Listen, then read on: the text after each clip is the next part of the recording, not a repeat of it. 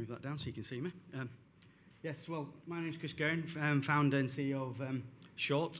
We're a VR and AR production company. 10 years old this year. Predominantly, up until about 18 months ago, we created imagery and animation across enterprise for aerospace, automotive, architecture. And then in the last 18 months, we've naturally looked at new platforms as VR, AR, MR, and thank you. Yep, sorry, walked away from that. And we've started to develop in these kind of formats. We work across Vive, Oculus. We're not particularly focused on the actual headset or even the actual tools. It's more about the output for the client and what they're actually wanting.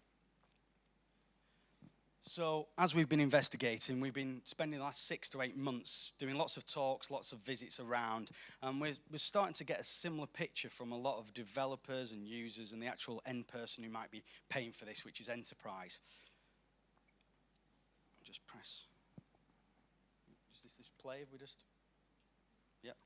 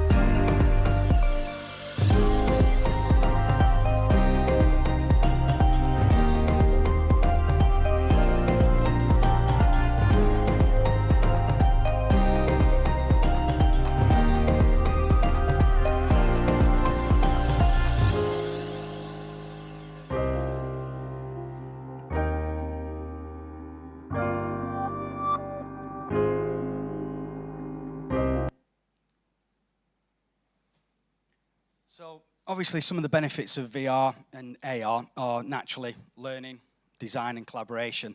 So we've looked through things like what are the benefits of learning, and I've been producing learning content now for over 20 years. My background was 10 years at Rolls-Royce helping jet engine training, and we had to at the time convince people to leave their view files behind and convince them why they need to spend lots of money on nice polished off animations and imagery. And we feel we're back into that realm of trying to do the same convincing again with VR and AR. There's still a lot of education, people are still very nervous. But what we're finding is there's, you know, the explanations to people actually wanting to commission this is it's 4 times more retention than just watching it on the screen, you know, by being involved, immersing yourself in there. And I know there's been lots of talks about VR and AR and which is going to win, and I think those are really not relevant because VR and AR are different. They give you different experiences. AR will have a more wider spread, and in my opinion, VR has got a niche within sort of immersive and doing dangerous tasks and training that way. McLaren recently have just used a design tool with an Oculus Rift where they've reduced their 3-week design process down to 1 day by using an Oculus Rift and a design tool to build up their vector-based actual car. Collaborating. You know, it's great for VR training. We've got a design at the moment where we want to have it where somebody who designed an engine, jet engine in Bristol, can basically pop into the training with the client and the customers further up the country where they design the plane, and vice versa, and each of them teach their expertise rather than just having it regurgitated by somebody who thinks they know more about it than the other.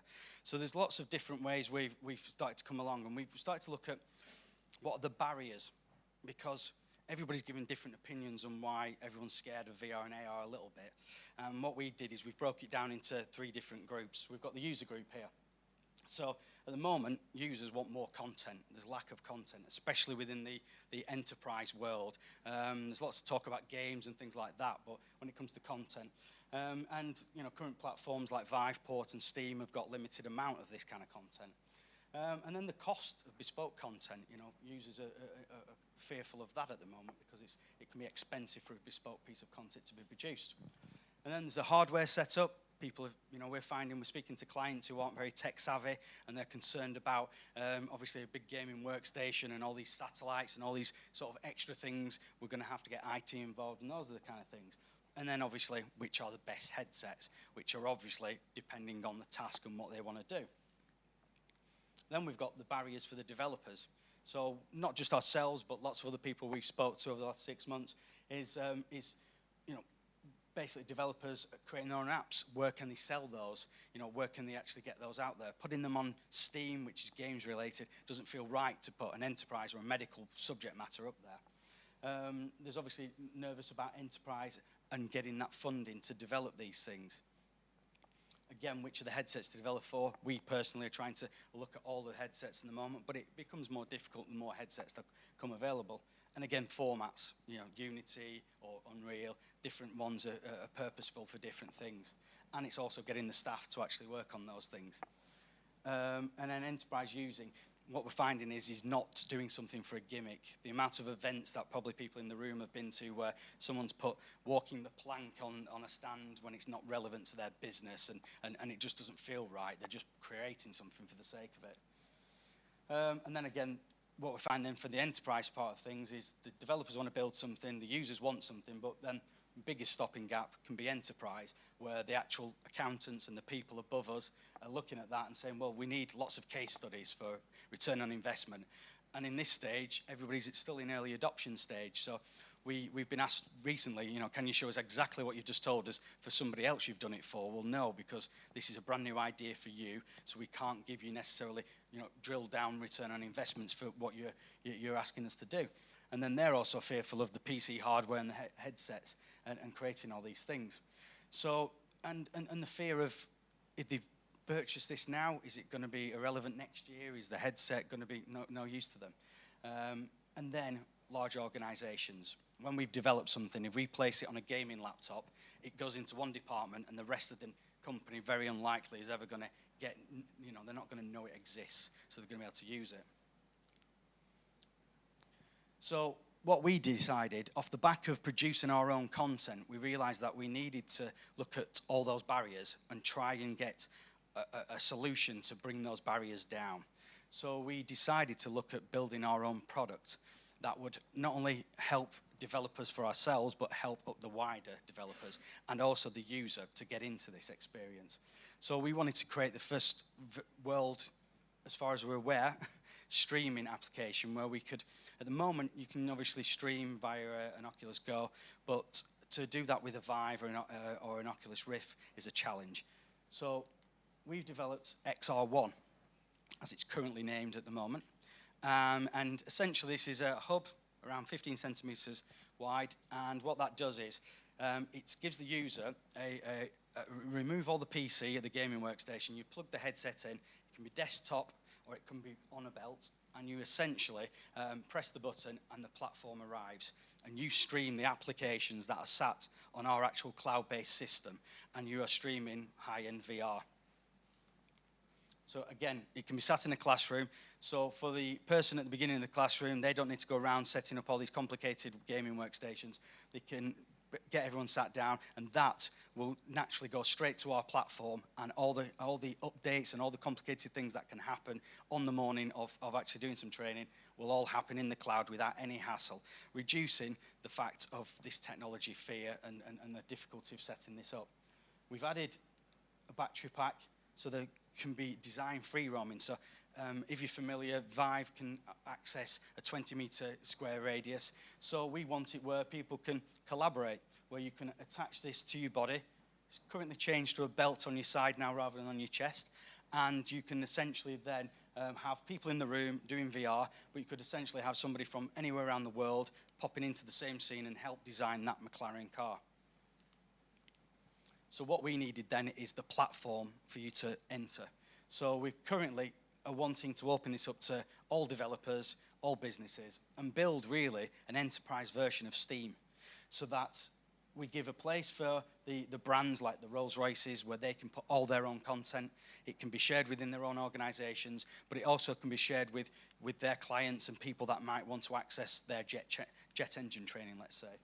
For the developers, it gives them an opportunity to share their content for their clients, but if they're creating their own IP and their own actual products themselves, they can place that on there, and they can create their own revenue stream and place their content to get it out to a much wider audience so that people know it exists.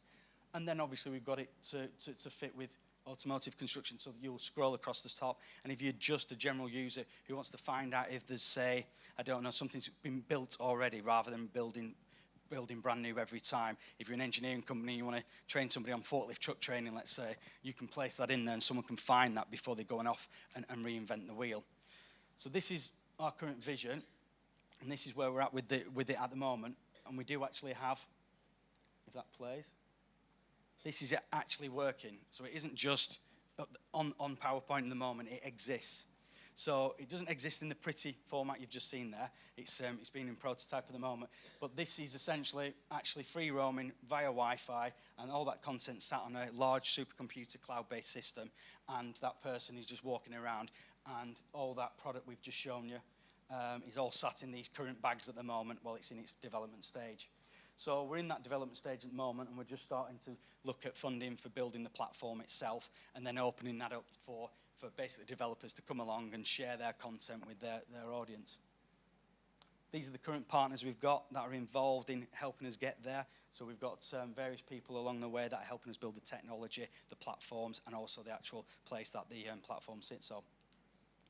So there you have it. So if you've got any more questions about this, as it's fairly new and we've not really shared it with many people at the moment, we've got our little, in one of the booths in the back corner there on the right, we're sharing some of our current content. But if you've got any more questions about this product, then just come and have a chat with me after. I think I'm on the next panel as well. So apologies if you get bored of me by the end of that as well.